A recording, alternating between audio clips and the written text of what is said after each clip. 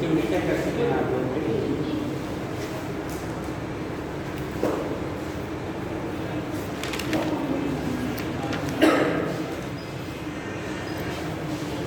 Date वगैरह तो दिखा नहीं इसका सर, ऊपर दिख रहा है, ऊपर डेट तो जब रेटिंग दे रही है डेट मिलता है ये सर।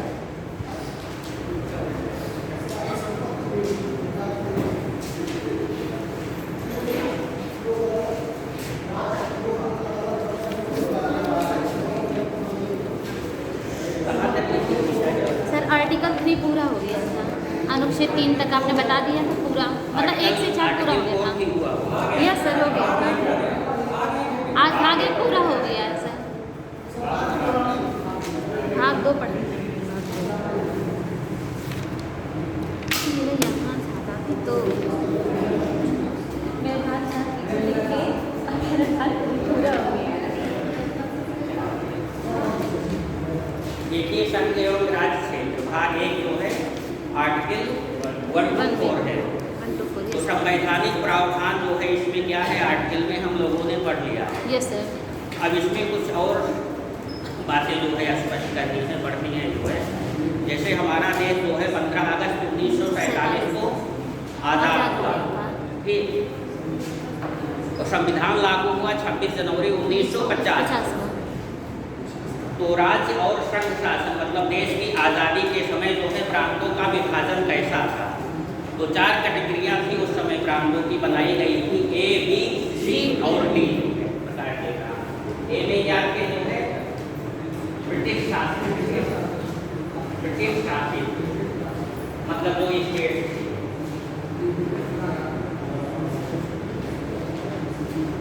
बी में क्या था देशी रियासतें,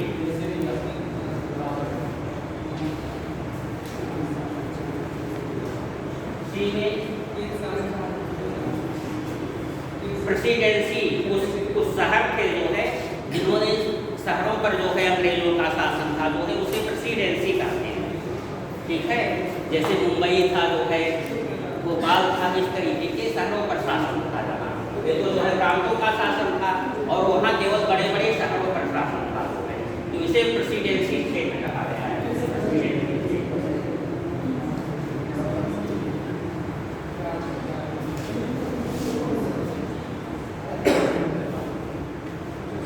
और चौथा बच जाता है संघ शासित प्रांत, इसमें उस समय केवल अंडमान एवं निकोबार था, अंडमान निकोबार। संघ शासित समझ ही रहे हैं, ये भी समझ रहे हैं जो है ब्रिटिश शासित प्रांत या क्षेत्र जो है, और देशी रियासतें भी समझ रहे हैं जो है क्या है प्रेसिडेंसी क्षेत्र भी समझ गए। तो जब भारत आज़ाद हुआ जो है तो देश के मतलब प्रांतों को इस कैटेगरी में जो है विभाजित किया गया था, 4 प्रकार के प्रांत थे, ए, बी, सी और डी, ठीक। अब देखिए अंग्रेजों की ये चाल थी कि जो है स्वाधीन होते होते जो है भारत खंड खंड टुकड़ों टुकड़ों में बट गए। उस समय अपने यहाँ लगभग जो है 560 से ज़्यादा रियासतें थी जो है, कितनी 565, किसी किसी बुक में हर बुक में लगभग अलग अलग मिलता है जो है, लेकिन मान लीजिए 565 ऐसी रियासतें उस समय थी।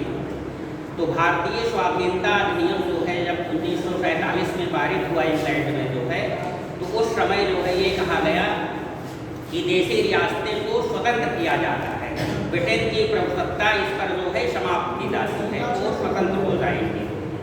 तो स्वतंत्र हो जाएंगी और बाद में ये कहा गया या तो ये पाकिस्तान में मिल जाए या भारत में मिल जाए या अपने को स्वायत्त रखें, स्वतंत्र रखें, ठीक है। तो मतलब पूर्णतया आज़ादी दे दी गई है। अंग्रेजी सत्ता ने जो है उस अधिनियम ने जो है देशी रियासतों को स्वतंत्र कर दिया कि वो चाहे तो अपना एक देश स्वयं बना सकते हैं, मतलब भारत टुकड़ों टुकड़ों में बट जाए जो है।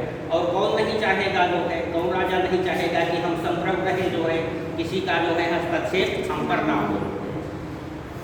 तो महान पुरुष थे जिनकी अभी जयंती मनाई गई है जो है 31 अक्टूबर को जो है राष्ट्रीय एकता दिवस भी जो है इसीलिए कहा जाता है 31 अक्टूबर को राष्ट्रीय एकता दिवस। लौह पुरुष सरदार वल्लभ भाई पटेल जो है ऐसे महापुरुष थे कि अखंड भारत का निर्माण किया इन्होंने, देशी रियासतों को बटने से, अलग होने से बचा लिया। उस समय 565 में से लगभग 13 जो है देशी रियासतें पाकिस्तान में जो है चली गई। पाकिस्तान क्षेत्र में पड़ती थी, जो है मुस्लिम बहुल था, तो स्वाभाविक है पाकिस्तान में चले जाना। और उसके बाद जो 552 बची,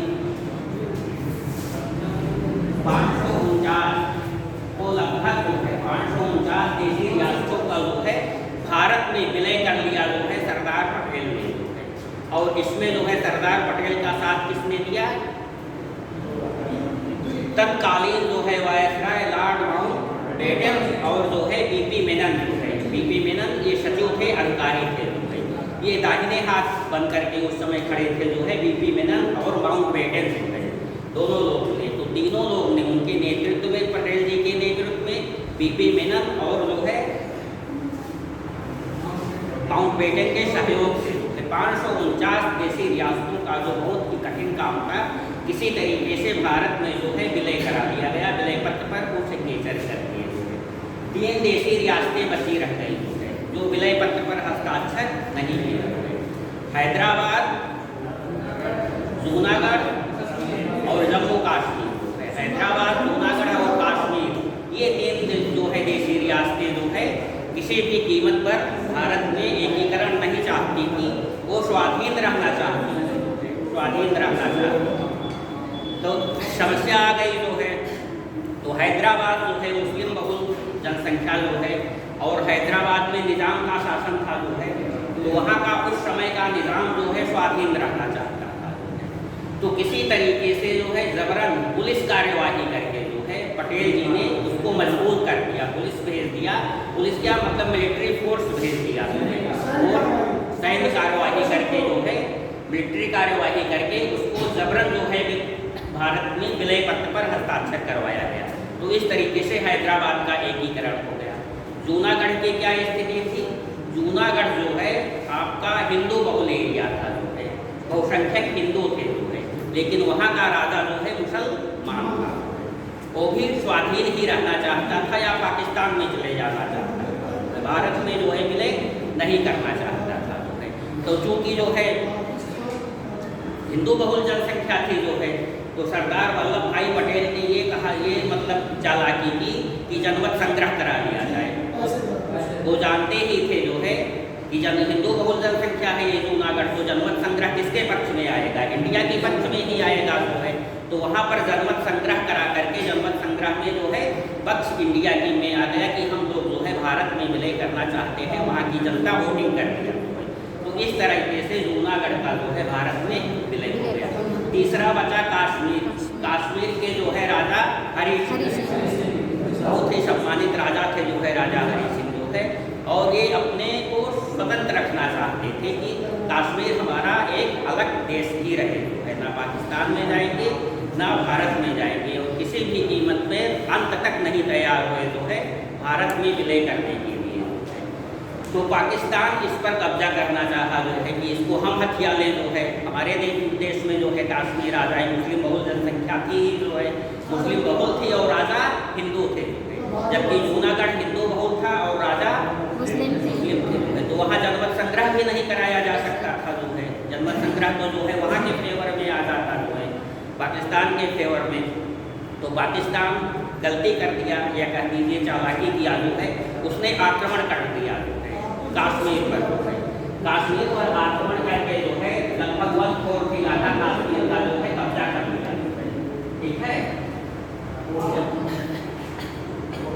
तो ये हरि सिंह घबराए कि अब तो हम पाकिस्तान में जो है हमारा जो है ये देश जो स्वतंत्र देश बनाए हुए हैं, ये तो पाकिस्तान कब्जा कर लेगा। और कहाँ पाकिस्तान देश जो है बहुत सशक्त देश, और उसके सामने एक प्रांत जो है छोटा सा जो है, कहाँ जो है मुकाबला कर पाएंगे।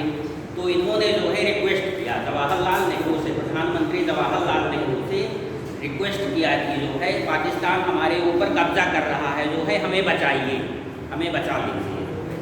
तो जवाहरलाल नेहरू या और पटेल ने कहा कि ठीक है जो है पाकिस्तान आक्रमण कर रहा है, हम आपको बचा लेंगे जो है, लेकिन आपको विलय पत्र पर हस्ताक्षर करने होंगे। पहले विलय पत्र पर हस्ताक्षर करिए, तब भारत के मिलिट्री बॉर्डर पर जाएंगे, ठीक। तो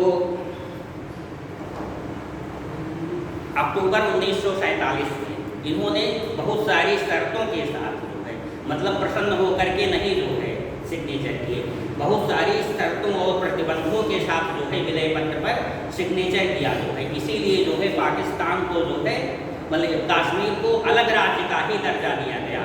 अनुच्छेद 370 बाद में बना उसी शर्त के अनुसार, समझौते की शर्त के अनुसार, और उसे विशेष राज्य का दर्जा प्रदान किया गया। ठीक है, पहले वहाँ का जो है मुख्यमंत्री, वजीर आलम, प्रधानमंत्री कहा जाता था जो है, उसका संविधान ही अलग था जो है। ये तो अब जा करके खत्म हुआ। पाकिस्तान का अलग संविधान था जो है।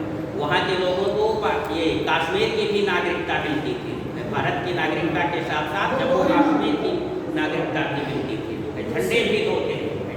इसीलिए जो है वो संघर्ष किए थे श्यामा प्रसाद मुखर्जी जी में, एक देश एक निशान जो है, मतलब दो निशान दो झंडे नहीं चाहिए। तो मंत्रिमंडल के सदस्य थे, जवाहरलाल नेहरू मंत्रिमंडल के सदस्य थे श्यामा प्रसाद मुखर्जी जो है। तो एक देश दो निशान नहीं चाहिए, एक देश जो है एक ही झंडा चाहिए। तो इसके लिए आंदोलन करने के लिए वो जम्मू कश्मीर तक पहुंच गए जो है, और उसी में उनकी हत्या कर दी गई जम्मू कश्मीर। और उसका जो है बदला जा करके 1918 में पूरा हुआ, जब धारा 370 समाप्त की जो है 2019 था, अगस्त के महीने में था। 5 अगस्त 2019। तो इस तरीके से जो है विलय पत्र पर हस्ताक्षर किए जो है, तो भारतीय फोर्स पहुंच गई जो है तुरंत विलय पत्र पर हस्ताक्षर करने के बाद जो है। लेकिन पाकिस्तान जो है, पाकिस्तान की सेना यहाँ तक घुस आई थी, उसके आगे नहीं बढ़ने दिए, फिर वापस से जो है पाकिस्तान सेना, लेकिन ये क्षेत्र जो है पाकिस्तान का हो गया। तो ये अपना क्षेत्र है, ये पाकिस्तान ऑक्युपाइड कश्मीर है, आज भी ये है कश्मीर का, ये पाकिस्तान का है। ये कलंक है जो है अपने देश के ऊपर कि हमारे राजनेता जो है आज तक, इंदिरा गांधी को जो है मतलब इतना साहस किया कि बांग्लादेश को आज़ाद करवा दिया, अलग देश बनवा दिया जो है, लेकिन ये अपने माथे पर कलंक बना हुआ है। हमारे जो है पाक अधिकृत कश्मीर जो है हमारा हिस्सा है जो है, वो पाकिस्तान कब्जा कर लिया है। 1947 की बात है। तो इस तरीके से ये बातें हो गई। अब इसके भी पहले भारत अखंड भारत था जो है, भारत क्षेत्र के अंतर्गत जो है, केवल इस समय जो भारत का क्षेत्र पर क्षेत्र है वही नहीं था। भारत जो है विशाल भूभाग था, इसीलिए उप महाद्वीप कहा गया है जो है, क्योंकि जो अफगानिस्तान का क्षेत्र था वो भी हमारा था जो है, वो भी इंडिया का था। और इधर जो बर्मा जो है लगता है, बर्मा जो है पहले बर्मा नाम था, आज म्यांमार हो गया, वो भी भारत का पार्ट था जो है। ठीक है, तो सबसे पहले जो है 1893 में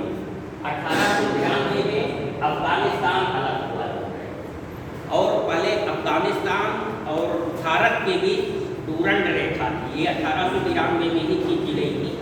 1893 में डूरंड रेखा जो है पाकिस्तान, भारत और अफगानिस्तान को अलग करती थी। लेकिन जब पाकिस्तान बन गया तो किसको अलग कर रही है? अफगानिस्तान और पाकिस्तान को अलग कर रही है। अफगानिस्तान पाकिस्तान को, क्योंकि वो क्षेत्र जो है अफगानिस्तान अलग हो गया, पाकिस्तान भी बाद में अलग हो गया जो है, उनका पार्ट अपना था।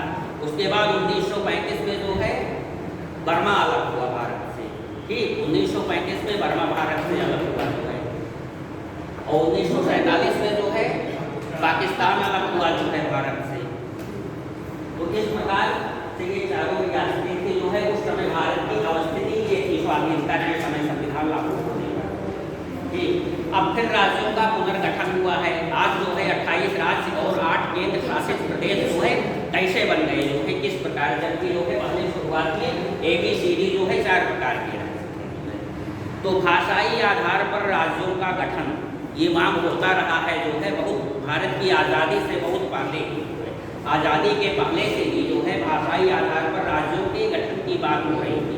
जैसे तमिल भाषा भाषी कह रहे थे हमारे लिए अलग प्रांत बनाए, मराठा भाषा भाषी कह रहे थे हमारे लिए अलग प्रांत बनाया जाए जो है, गुजराती कह रहे थे अलग प्रांत, कश्मीरी कह रहे थे अलग प्रांत, मतलब जो इस समय प्रांत थे वो स्थिति नहीं थी उस समय जो है, वो दूसरे प्रकार के प्रांत बनाए गए थे ABCD जो है।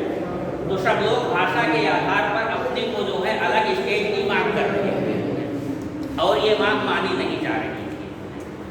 तो स्वाधीनता के बाद, स्वाधीनता से पहले की बात छोड़ दीजिए, उसके क्वेश्चन नहीं आएंगे। स्वाधीनता के बाद जो है भाषाई आधार पर गठित होने वाला पहला स्टेट आंध्र प्रदेश आंध्र प्रदेश है, जिसका गठन 1 अक्टूबर 1953 में हुआ था। अब देखिए हिस्ट्री जो है 1947 में चली जो है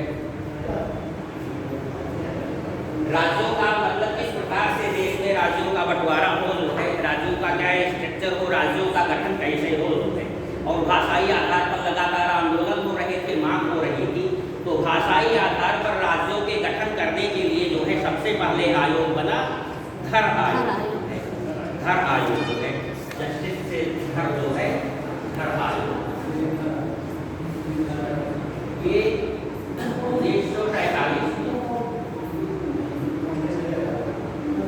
इसके अध्यक्ष थे इसके जो है ये हाई कोर्ट की इलाहाबाद के जो है जस्टिस से जो है न्यायाधीश से जो है, इनकी अध्यक्षता में एक कमेटी गठित की गई। कमेटी, और कमेटी किस लिए गठित की गई? भाषाई आधार पर जो है राज्यों का गठन करने के लिए। और इन्होंने अपनी रिपोर्ट में यह कह दिया कि नहीं, ये नहीं ठीक है, भाषाई आधार पर राज्यों का गठन नहीं होना चाहिए। अब फिर लगातार मांग हो रही थी, फिर मांग हो रही थी, तो जेबीपी कमेटी बनी। जेबीपी कमेटी 1948 में, ये भी जो है भाषाई आधार पर जो है मांग हो रही थी लगातार, तो उसके लिए कमेटी बनाई गई। जवाहरलाल नेहरू, वल्लभ भाई पटेल और पट्टाभ सीतारामैया जो अध्यक्ष हुए थे, कब अध्यक्ष हुए थे? सुभाष चंद्र बोस के बाद जब विवाद हुआ था जो है, तो पट्टाभ सीतारामैया जो है अध्यक्ष हुए। तो जेबीपी कमेटी बनाई गई 1948 में, भाषाई आधार पर राज्यों का गठन करने के लिए सुझाव देने के लिए। तो इन्होंने भी कहा कि नहीं, ये नहीं ठीक है, भाषाई आधार पर राज्यों का गठन नहीं होना चाहिए जो है, बल्कि प्रशासनिक सुविधा के अनुसार जो है राज्यों का गठन होना चाहिए। ठीक है, अब क्या हुआ? तमिलनाडु उस समय जो है मद्रास एक स्टेट था, मद्रास स्टेट था जो है, तो तमिल वहाँ बोली जाती है, जो बाद में तमिलनाडु के नाम से तमिलनाडु स्टेट बना है।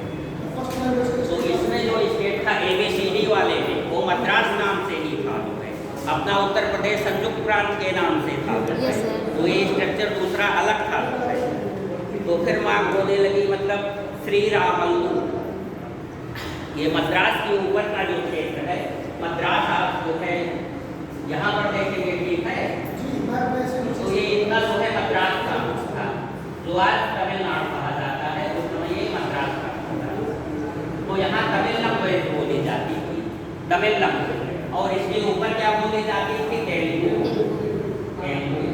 तो तेलुगु कह रहे थे कि तेलुगु भाषियों के लिए जो है अलग प्रांत बनाया जाए। तो जब सारे उपकरण विफल हो गए, इस आयोग ने भी जो है इनकार कर दिया, इस आयोग ने भी इनकार कर दिया भाषाई आधार पर राज्यों के गठन के लिए। तो तेलुगु के जो है यहाँ के इस क्षेत्र के थे जो है श्री, क्या नाम था? श्री पट्टी रामालू, इन्होंने अनशन शुरू कर दिया।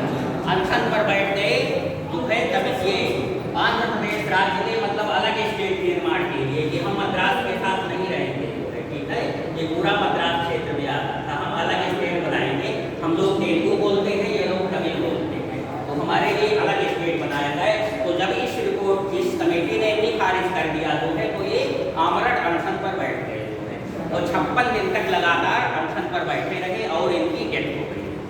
जब अनशन करते करते 56 दिन तक जो है, 56 दिनों की अनशन के बाद इनकी डेथ हो गई। तो इस क्षेत्र में जो है पूरा हंगामा हो गया, भीषण आंदोलन होने की आशंका हो गई। तो आनंद फानंद में जो है पंडित जवाहरलाल नेहरू ने 1 अक्टूबर 1953 को जो है तेलुगु भाषियों के लिए आंध्र प्रदेश स्टेट की गठन किया, जो है स्थापना किया। तो इस तरीके से 1 अक्टूबर 1953 को जो है भाषाई आधार पर गठित होने वाला पहला स्टेट कौन सा है? आंध्र प्रदेश जो है, ये क्वेश्चन पूछा जाता है। तो आप सारी हिस्ट्री समझ गए। हर आयोग जो है 1945, इसके बाद जो है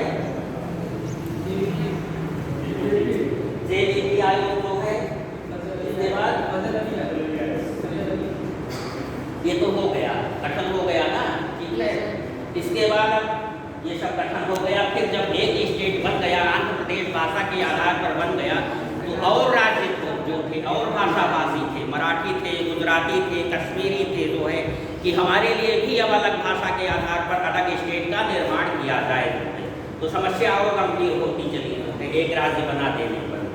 जब एक को मिल गया तो लोगों के अंदर ये मतलब विश्वास हो गया कि हम भी जो है आंदोलन करेंगे, हमको भी मिल जाएगा, है तो ये आंदोलन बढ़ गया। तो फजल अली आयोग का गठन किया गया, जो है राज्यों के पुनर्गठन करने के लिए जो है फजल अली आयोग का गठन किया गया। और इसमें 3 मेंबर थे, ये 53 में गठन हुआ था और इसकी जो है रिपोर्ट 55 में आई। इसमें थे न्यायमूर्ति फजल अली,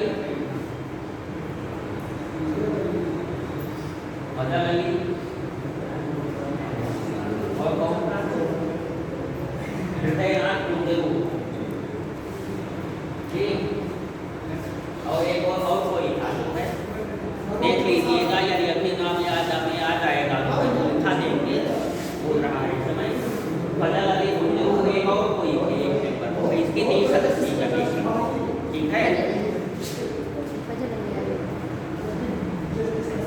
देख लीजिएगा। Yes sir. तो इन्होंने भी क्या कहा, जो है भाषाई आधार पर राज्यों का पुनर्गठन नहीं होना चाहिए। इन्होंने भी वही दोहराया, भाषाई आधार पर राज्यों का गठन नहीं होना चाहिए, बल्कि प्रशासनिक आधार पर होना चाहिए। लेकिन जनभावना यदि जो है, जनभावना जो है बहुत गहनता के साथ मांग करती है, बहुत जोर के साथ मांग करती है।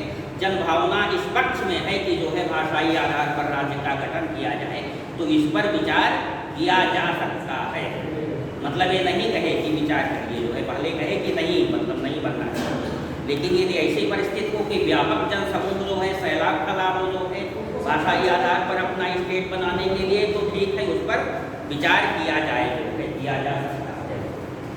तो फिर इसके आधार पर, इस रिपोर्ट के आधार पर, फजल अली आयोग के रिपोर्ट के आधार पर जो है 1956 में राज्य पुनर्गठन अधिनियम पारित किया गया। आयोग को राज्य पुनर्गठन अधिनियम जो है पारित किया गया, और ये राज्य पुनर्गठन आयोग था, ठीक है। तो जो राज्य पुनर्गठन अधिनियम पारित हुआ जो है, उस समय भारत में 14 स्टेट, 14 राज्य और 5 संघ शासित राज्यों की स्थापना की गई। किसी में 6 मिलता है, किसी में 5 मिलता है, ठीक है। 5 भी बहुत सारी किताबों में मिलता है, लेकिन ये नहीं कुछ चलाएगा। तो यही कमेटी का बस स्थापना हो गई, 47-48 डिफर मिलते हैं किताबों में, ठीक। तो और ये सब क्वेश्चन आने ही नहीं वाले हैं, इसलिए जो है कोई विशेष बात नहीं है। नेट पर देखेंगे कोई दूसरा ही देगा, जो है।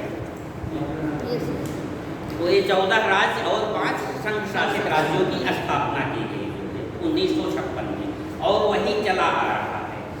अब जब कोई स्टेट की, इस समय 28 राज्य और 8 केंद्र शासित प्रदेश हैं, तो ये जो राज्य पुनर्गठन अधिनियम 1956 है, इसमें चेंजिंग कर दी जाती है। किसी राज्य को बनाना बिगाड़ना हुआ तो इसी अधिनियम में चेंजिंग कर दी जाती है। तो इस अधिनियम में चेंजिंग करते करते आज कितना है, 28 राज्य और 8 केंद्र शासित राज्यों पर हम लोग पहुँच गए। ये पूरी हिस्ट्री है जो है संघ शासित राज्यों की। तो आप लोग लिखिए जो है।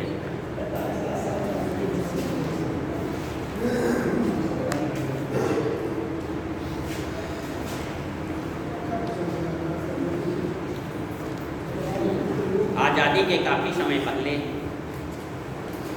अखंड भारत में,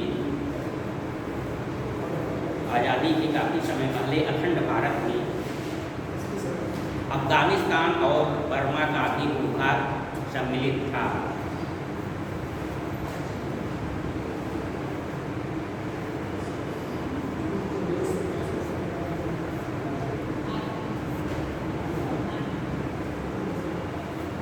भारत में अफगानिस्तान और बर्मा भी सम्मिलित था। 1893 में अफगानिस्तान भारत से अलग हुआ।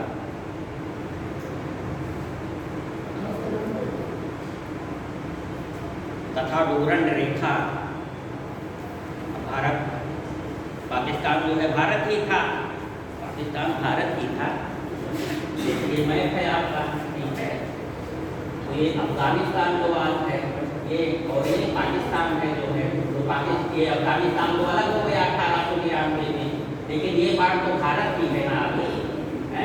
तो इसी समय डूरंड रेखा की गई जब विभाजन के बाद, ठीक है। जैसे अपना इसका विभाजन हुआ था तो रेड क्लिफ रेखा की, भारत पाकिस्तान की रेड क्लिफ रेखा, तो जब इसका विभाजन हुआ तो डूरंड रेखा की थी, तो ये भारत और अफगानिस्तान की रेखा थी ना, उस समय तो पाकिस्तान था नहीं, तो भारत और पाकिस्तान। तो लिखिए क्या लिखे हैं, 1893 में अफगानिस्तान भारत से अलग तथा डूरंड रेखा खींची गई। 1893 में यस सर, भारत अफगानिस्तान के बीच डूरंड रेखा खींची गई, जो आज किसके बीच में है डूरंड रेखा, पाकिस्तान भी अलग हो गया, तो पाकिस्तान और भारत नहीं रह गया है, पाकिस्तान रह गया है, जो बाद में पाकिस्तान और अफगानिस्तान की सीमा रेखा बनी।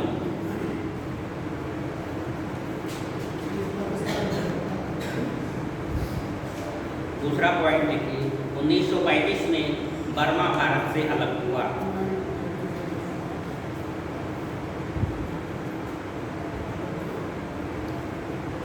तथा 1947 में 15 अगस्त 1947 में पाकिस्तान भारत से अलग हुआ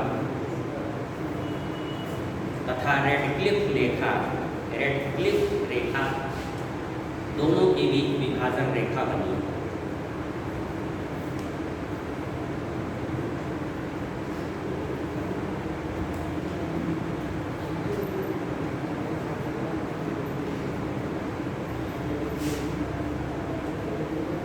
तो ये रेखाएं जान लीजिएगा, डूरंड रेखा जान ही गए, रेड क्लिफ रेखा जान ही गए, मैक-मोहन रेखा जानते ही हैं, भारत और चाइना के बीच, और एक और है जो है भारत और बांग्लादेश, ये जीरो लाइन है। भारत और बांग्लादेश लिख लीजिए, ये इससे नहीं रिलेटेड है लेकिन जाने रखिए, भारत और बांग्लादेश के बीच जो है जीरो लाइन विभाजन रेखा है।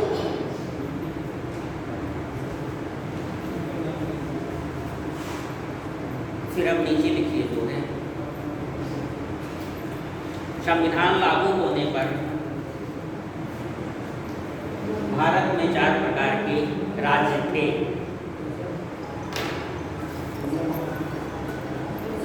संविधान लागू होने पर मतलब 26 जनवरी 1950, संविधान लागू होने पर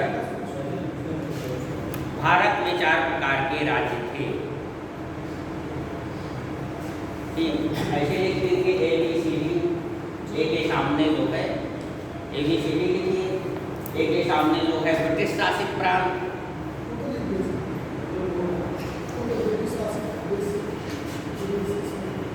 बी के सामने लिखिए देशी रियासतें, सी के सामने लिखिए प्रेसिडेंसी स्टेट, और डी के सामने लिखिए संघ शासित प्रांत। ये 4 प्रकार के प्रांत। और ये जब संविधान लागू हुआ उस समय की स्थिति, और 1956 की स्थिति क्या थी जो है 14 स्टेट और 5 संघ शासित, बदल गया। अब लिखिए उसके नीचे, भाषाई आधार पर प्रांत के गठन की मांग बहुत प्रबलता के साथ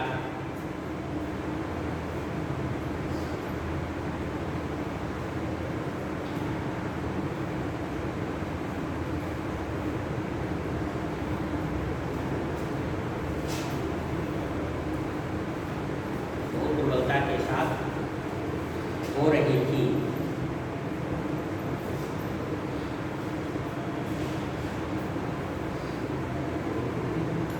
सर्वप्रथम 1947 में भाषाई आधार पर राज्यों के गठन के लिए न्यायमूर्ति एस के धर की अध्यक्षता में कमेटी बनाई गई।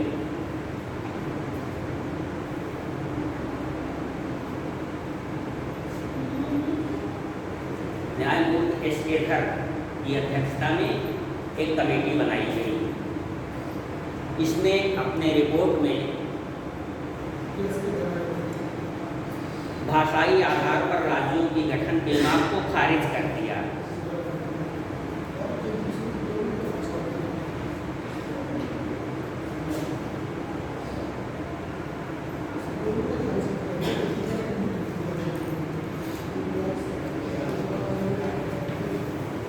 ठीक है, फिर लिखिए अगला आयोग कौन था? जेबीपी 1948 में 1948 में इसी संदर्भ में जेबीपी आयोग का गठन किया गया। अब जेबीपी आपको फार्म लिख लीजिए या तो समझे रहिए। जे मतलब जवाहरलाल, बी मतलब वल्लभ भाई पटेल, बी मतलब प्रकाश सिंह राव। इसमें भी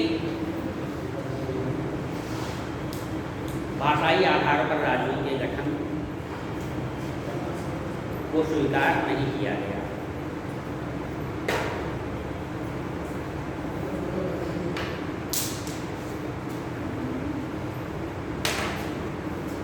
आगे लिखिए, अलग लाइन में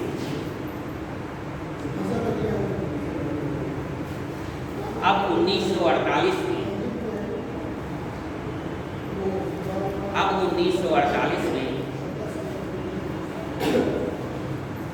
तेलुगु भाषियों के लिए अलग प्रांत की मांग को लेकर के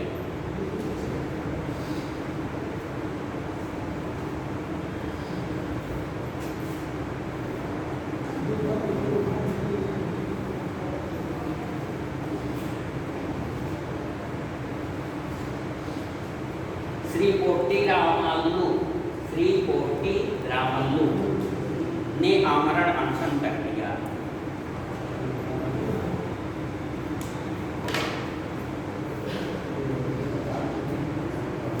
तथा 56 दिनों के बाद इनकी मृत्यु हो जाती है।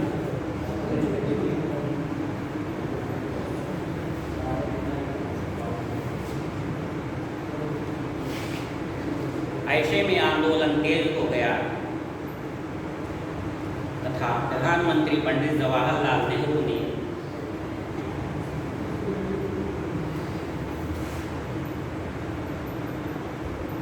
एक अक्टूबर 1953 को तेलुगु भाषियों के लिए अलग प्रांत आंध्र प्रदेश का गठन किया। ये इम्पॉर्टेंट लीजिएगा, 1 अक्टूबर 1953 डेट जो है आंध्र प्रदेश का गठन और इसका आंसर जो है श्री रामल्लू का आंसर, ये दोनों इम्पॉर्टेंट कर लीजिएगा। ठीक है, यस सर। अब कहानी हम नहीं बता रहे हैं, ये और राज्यों की मांग होने लगी, बहुत बड़ा हो जाएगा। डायरेक्ट जो है हम कमेटी दिखा रहे हैं। Yes sir. भाषाई आधार पर राज्यों के पुनर्गठन के लिए 1953 में भाषाई आधार पर राज्यों के पुनर्गठन के लिए 1953 में फजल अली 3 सदस्यीय फजल अली आयोग का गठन किया गया।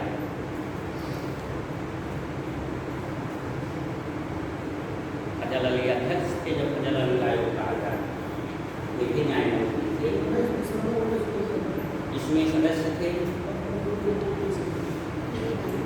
नंबर 1 फजल, न्यायमूर्ति फजल जो है अध्यक्ष लिख लीजिए। दूसरा हृदयनाथ कुंजरू और तीसरा लिखिए जो है AM पनिक्कर। लिखिए तब नहीं याद था, याद आ गया। AM पनिक्कर।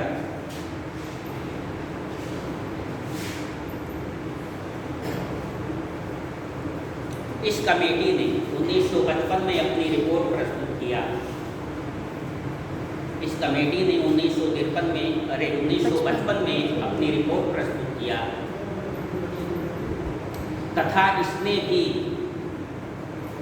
भाषाई आधार पर राज्यों के गठन को स्वीकृत नहीं की।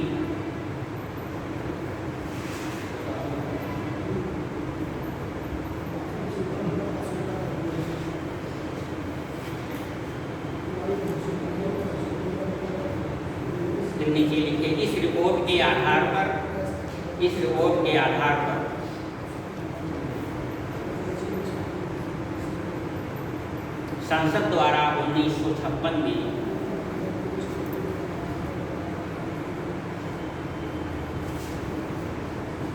राज्य पुनर्गठन अधिनियम 1956 पारित किया गया।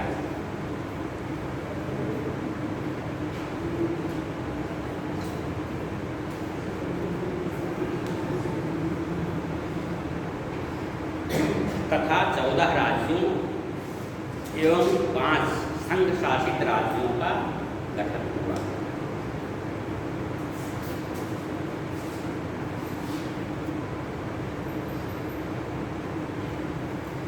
इसमें संशोधन होते होते इसमें संशोधन होते होते वो अधिनियम है, जब राज्य का किसी राज्य का निर्माण करना हुआ तो उसमें संशोधन किया गया। Yes, sir. अधिनियम वही है, अब भी वही अधिनियम है।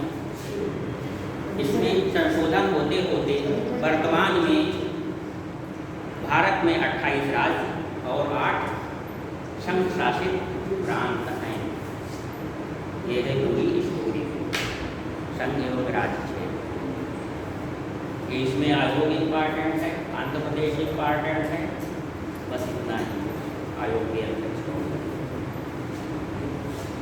वैसे पहला भाषाई आधार पर गठित होने वाला राज्य जो है बिहार, जो 1935 में ही बन गया था, बिहार, बंगाल और उड़ीसा।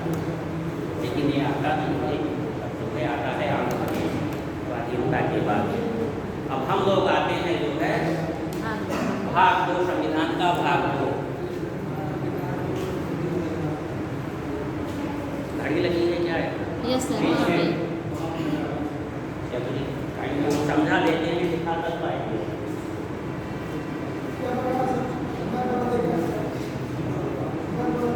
क्या चीज?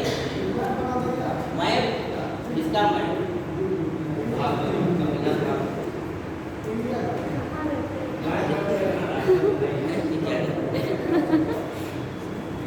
भाग 2 5 से 11 22 भाग है। भाग 1 आपका समाप्त हुआ और भाग 2 पर हम चलते हैं, इसे केवल सुन लीजिए। भाग 5 से 11 क्या है? जो है आपकी नागरिकता है। तो नागरिकता क्या होती है? जो है पहले ये बात है कि नागरिकता क्या होती है। तो देश में बहुत सारे लोग होते हैं जो है, जो विदेश से आए हुए हैं, वो भी जो है हमारे देश में रह रहे हैं, रहते हैं या टहल घूम करके चले जाते हैं जो है। तो नागरिकता लोगों को, देश में रहने वाले लोगों को एक अधिकार प्राप्त होता है। एक अधिकार है नागरिकता, जो है नागरिक बनना जो है एक अधिकार है। और नागरिकता की बात सर्वप्रथम या चर्चा जो है प्राचीन काल में ही जो है अरस्तु ने किया था। अरस्तु ने ही नागरिकता की अवधारणा दी थी। तो नागरिकता में क्या अधिकार है?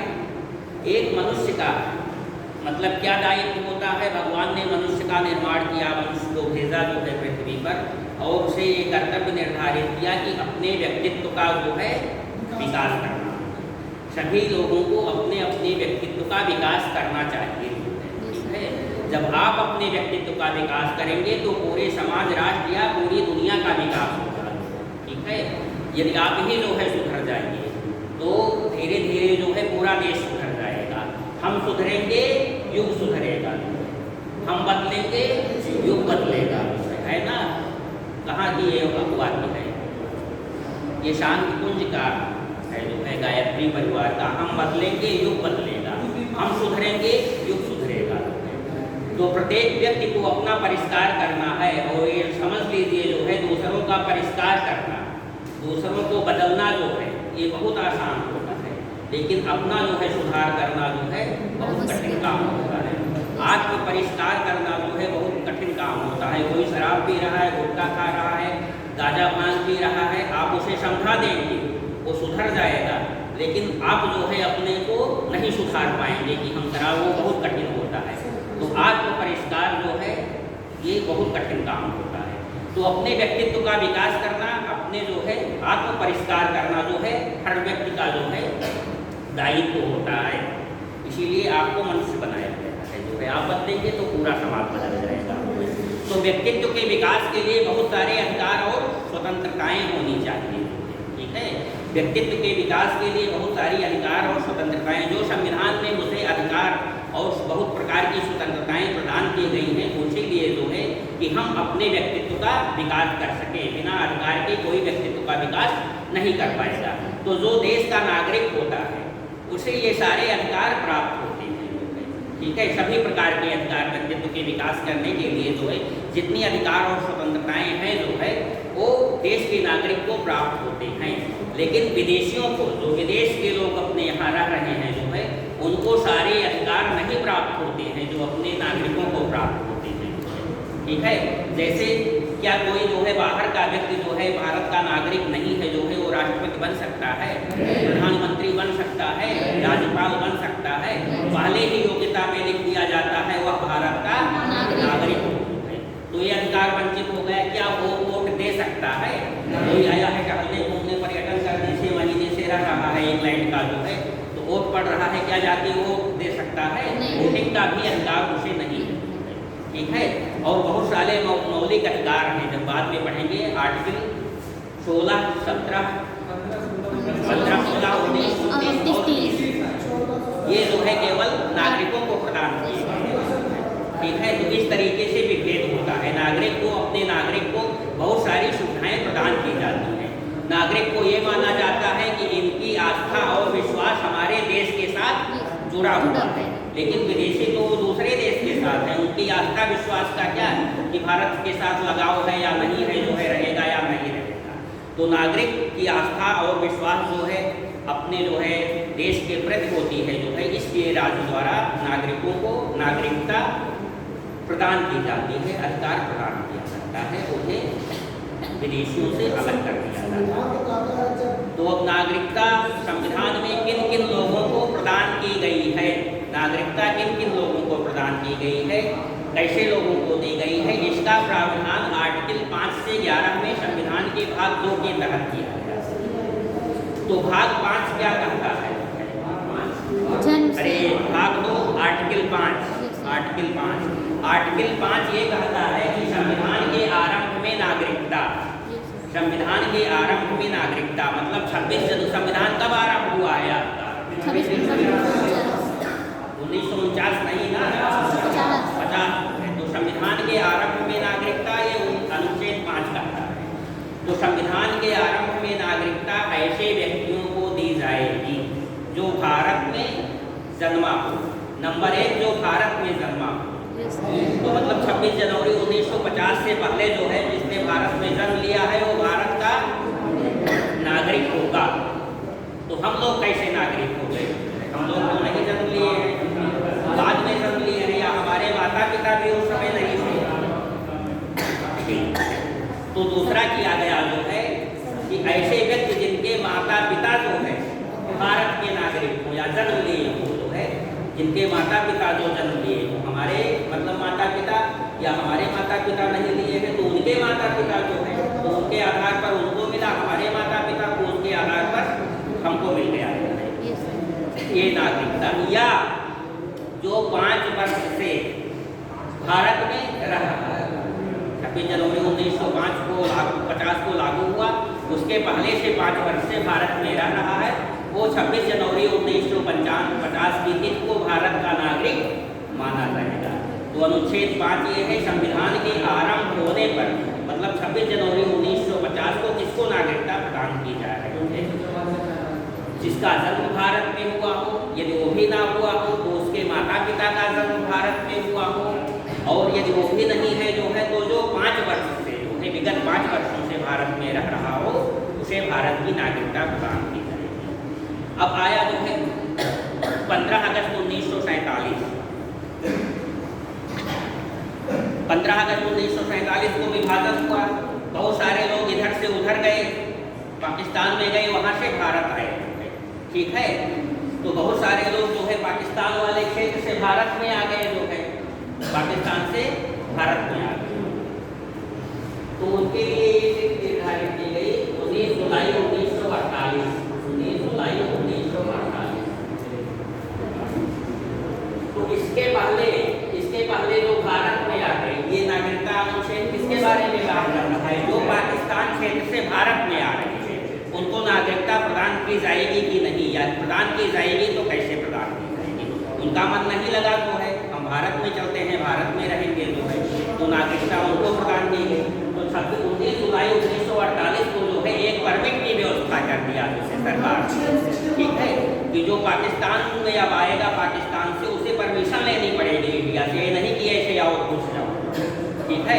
तो जो इससे पहले आ गए जो है उनको तो नागरिकता हम दे रहे हैं, जो मतलब ये 15 अगस्त 1947 का है गठन हुआ पाकिस्तान का, तो जो इसके बीच में आ गए, इसके बीच में जो है आए, इस अंतराल में आए, उनको नागरिकता हम दे दे रहे हैं, ठीक है।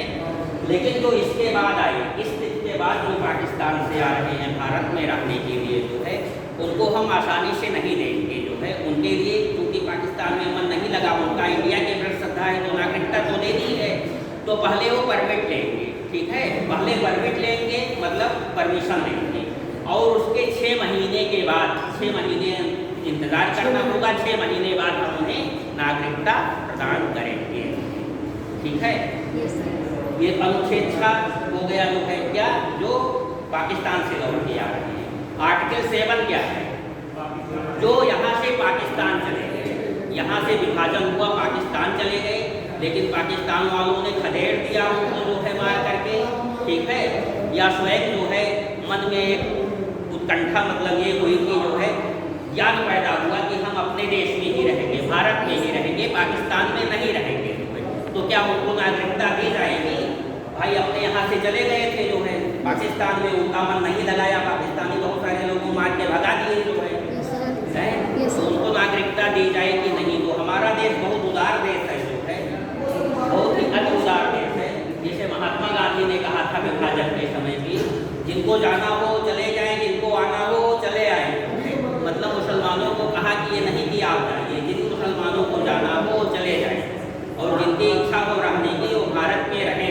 विभाजन के बावजूद मुस्लिम मतलब इसी आधार पर गठन हुआ था पाकिस्तान मुसलमानों के लिए, लेकिन वहाँ से तो हिंदू लोग मार करके भगा दिए गए जो है, लेकिन यहाँ पर रहने दिया गया, और कितने सशक्त जो है ताकतवर बनते चले गए, लेकिन यहाँ से भगा देना चाहिए। तो महात्मा गांधी उदार व्यक्तित्व थे, तो ठीक है, अब उनका मन नहीं लगा तो निर्धारित की गई 1 मार्च 1947, 1 मार्च 1947,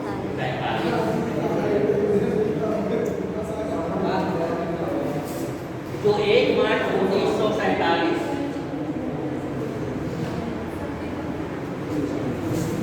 से पहले चले गए, ठीक है, और वापस आ रहे हैं, उन्हें तो नागरिकता हम दे देंगे, ठीक है। कुछ लोग चले गए थे जो है, जैसे 15 अगस्त को मतलब स्वाधीन होना था, तो उसके पहले ही लोगों को मालूम हो गया था कि भारत अब स्वाधीन हो रहा जाएगा, पाकिस्तान अलग हो जाएगा, तो बहुत सारे लोग इसी मार्च में ही चले गए जो है पाकिस्तान में रहने के लिए। लेकिन जब वहाँ से भगाए गए बहुत सारे मुसलमान भी थे, उनको काफिर कहा गया, तो पाकिस्तान वाले कहते हैं कि तो बाद में जो है मुसलमान बने, वाले तो हिंदू थे, तो बहुत सारे ऐसे लोगों को भी भगा दिया जो है। तो 1 मार्च 1947 से पहले जो गए आए वो तो ठीक है, नागरिक है, और उसके बाद 1 मार्च 1947 के बाद जो आ रहे हैं, ठीक है, 1 मार्च 1947 से पहले जो आ गए उनको जो है हम नागरिकता दे रहे हैं, लेकिन जो इसके बाद आते हैं जो है गए और फिर बाद में आ रहे हैं 1947 वो चले गए और बाद में नहीं मन लगाया, भगा दिए गए, वापस आ गए, तो उनको नागरिकता कैसे दी जाएगी? तो उनको कहा कि हम नागरिकता आपको देंगे, वही बात जो है आप परमिट लीजिए जो है, परमिट लेने के बाद जो है 6 महीने बाद नागरिकता आपको प्रदान की जाएगी। आर्टिकल 6 हो गया, 7 हो गया, 8 है आपका विदेशों में, जो विदेशों में रह रहे हैं। हमारे बहुत से लोग जो है व्यक्ति जो है विदेश में रह रहे हैं, पहले नागरिकता की कोई बात ही नहीं, जब आज आपका नागरिकता की जो है, तो जो विदेश में बहुत सारे लोग संघर्ष भी कर रहे थे, जैसे सुभाष चंद्र बोस हुए जो है, और लाला हरदयाल हुए जो है, बहुत सारे लोग विदेश में जाकर के संघर्ष कर रहे थे। तो क्या जो उनका पुत्र जो है जन्म लेगा जो है वहाँ पर वो भारत का नागरिक माना जाएगा या नहीं माना जाएगा? तो उसमें यह प्रावधान हो गया कि जो विदेश में हमारे जो है व्यक्ति गए हैं, हमारे देश के वासी गए हैं, और उनका यदि पुत्र इंग्लैंड में जन्म ले रहा है, स्विट्जरलैंड में जन्म ले रहा है, कनाडा में जन्म ले रहा है, तो वो भी भारत का नागरिक माना जाएगा, ठीक है। तब इस प्रकार से 2 आर्टिकल और आपके बचते हैं, जो है 8, 9, 10, 11। तो कल जो है लिखा करना है, कल हमें भी जाना है, तो कल लिखा करके जो है हम कल छुट्टी है सर, कल छुट्टी है। तो परसों देख लीजिएगा। Yes sir. ठीक।